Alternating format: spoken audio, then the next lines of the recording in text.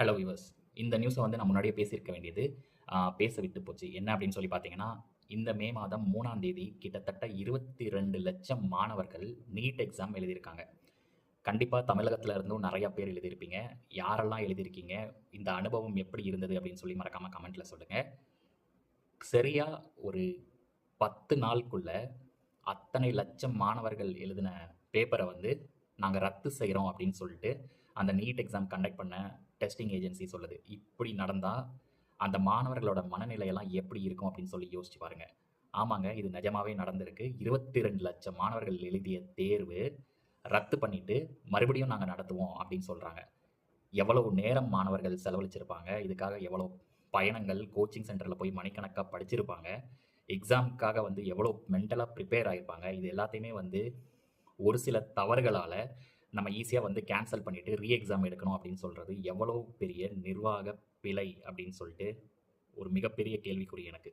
சரி, இத்தனை மாணவர்கள் எழுதின பேப்பரை எதுக்கு ரத்து பண்ணணும் அப்படின்னு சொல்லி பார்த்தீங்கன்னா, மே 3ஆம் தேதி எழுதுறாங்க. இதுக்கப்புறம் கெஸ் பேப்பர் அப்படின்னு சொல்லிட்டு ஒன்று லீக் ஆகுது. இதில் இருக்கிற கொஷின்ஸும் ஆக்சுவல் எக்ஸாமினேஷனில் வந்த கொஷின்ஸ்லையும் நிறைய ஓவர்லேப் இருந்திருக்கு.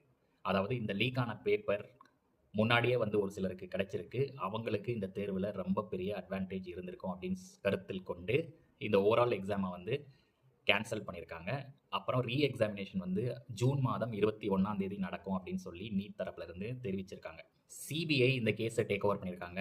கிட்டத்தட்ட 11 பேர் வந்து அரெஸ்ட் பண்ணியிருக்காங்க. அதில் ஒரு கெமிஸ்ட்ரி லெக்சரர், கோச்சிங் இன்ஸ்டியூட்ஸ்லேருந்து ஒரு சில பேர், அப்புறம் மிடில்மென்ஸ் அப்படின்னு சொல்லிட்டு நிறைய பேரை வந்து இந்த பேப்பர் லீக் ரிலேட்டடாக வந்து அரெஸ்ட் பண்ணியிருக்காங்க.